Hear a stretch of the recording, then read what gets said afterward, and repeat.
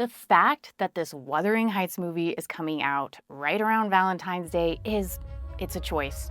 It's definitely a choice by Hollywood. And I just want to say, nothing says romance like emotional ruin and generational trauma, right? Perfect date night movie. And it certainly looks like it's shaping up to be dark and messy and honestly unsettling, but for reasons that I wasn't expecting. It's clear that this adaptation is taking huge creative liberties. And listen, I'm not against remixing a classic. I love reimagining stories that are beloved and tweaking them. I can think of actually quite a few examples of when this has been done well. West Side Story, which is the plot of Romeo and Juliet, but it's set in the 1950s New York. It's a different setting, a different time, but it's the same story, same heartbreak, and the same themes. That's what I want you to take away from this video. It's the same themes. It totally works. I think even Shakespeare himself would approve. Let's see another one. The Great Gatsby. It's hyper stylized visually, and it had the fun addition of modern music, which when it first came out, I thought it sounded weird in theory, but when I saw it, it actually sells the excess and glamour of the jazz age without changing up Fitzgerald's original characters or the actual story itself. I do think it was actually really well done. To me, these are innovative and awesome ways of retelling stories that we know and love, but giving them a glow up. Some books aren't just books. When I finished reading it again yesterday, I was reminded of something that I've always known and I haven't forgotten. This story isn't just a tempestuous romance, right? It's about who gets left out, who belongs, and who doesn't. And I can't stop wondering how these scenes will land on screen. From the trailers and teasers, it seems like they've totally skipped over what I believe Bronte's major theme was in Wuthering Heights. And let's be very clear, we're not talking about a viral TikTok bestseller. We're talking about one of the most iconic novels in English literature. It's bold, it's dark. Emily Brontë wrote one novel in her short life, this one. And damn, is it a Victorian banger. I like to imagine Emily, who was known to be introverted, she was sheltered from society, and she was living out in the countryside, who for all intents and purposes she should have written something tame, but she didn't, and thank God she didn't.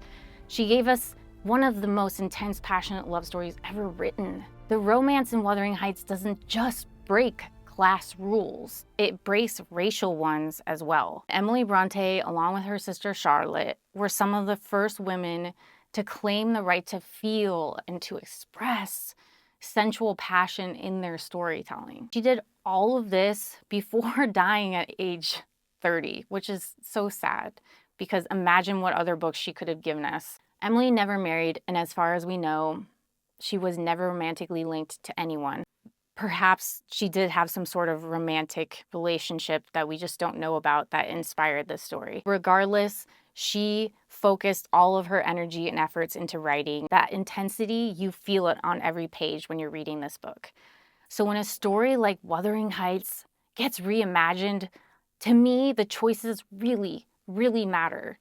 And I keep asking myself, how far can an adaptation drift before it stops being faithful and starts frustrating the people who love it? I'm so frustrated, and I haven't even seen the film, which I'm going to see this weekend. It's written and directed by Emerald Fennell, and I want to talk about what this movie seems to be setting up. But first, because context matters, here's the bare bones version of Wuthering Heights for anyone who needs a refresher. Heathcliff is an unwanted child. He's taken in by the wealthy Earnshaw family. Even though they took him in, he is never truly accepted by them or by the upper class world the Earnshaws are a part of. His intense, all-consuming bond with Catherine Earnshaw is passionate and obsessive. When Catherine marries the rich and socially acceptable Edgar Linton, it's not necessarily her choice. Society won't let her be with Heathcliff. His outsider status blocks the way. And that rejection, it festers for decades. It's about exclusion and how love turns toxic when the world won't let someone belong. This is exactly why casting matters and why so many of us were shocked when Jacob Elordi was cast as the character of Heathcliff. Heathcliff isn't just some handsome, mysterious, and misunderstood dude. He's deliberately written as racially and socially othered. This isn't a modern-day projection made by lit fanatics like me. It's explicitly written in the text. Brontë describes him as dark-skinned, foreign, and socially unplaceable within English society. How he's treated from childhood onward drives the entire plot of the story. His outsider status isn't a minor detail. It's literally why Catherine can't openly be with him. Even once he becomes wealthy and powerful, society still refuses to accept him.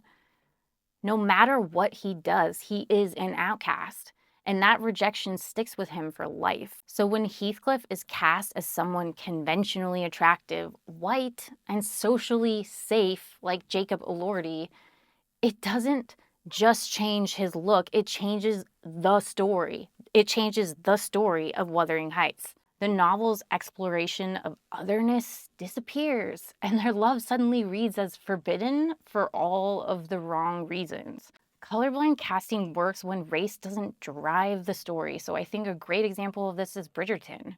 But in Wuthering Heights, Heathcliff's marginalization is central. His skin color and outsider status shape the plot. Without them, you're missing the point. Emerald Fennell has actually addressed all of this. Here's what she had to say. Quote, "I think the thing is, everyone who loves this book has such a personal connection to it. So you can only ever kind of make the movie that you sort of imagined yourself when you read it. I was focusing on the kind of sadomasochistic elements of it." This is so tone deaf to me. Saying her personal interpretation justifies changing a fundamental part of the text feels almost blasphemous to me. Whitewashing Heathcliff when his outsider status drives the entire story, it's genuinely so infuriating.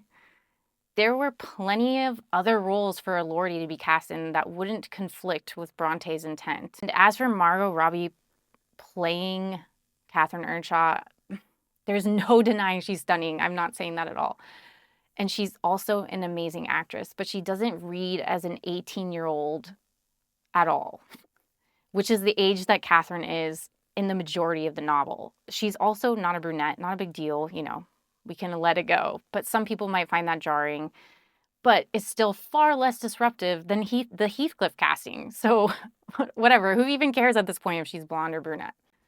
At this rate, Wuthering Heights risks becoming a gothic romance. If the trailer is any indication, a really graphic one at that, instead of what Brontë actually wrote, which was a brutal look at how exclusion warps love, identity, and power, and how revenge and obsession can consume everything.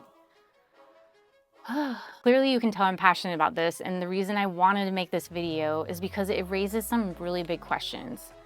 How far can an adaptation stray before it should just have a completely different title?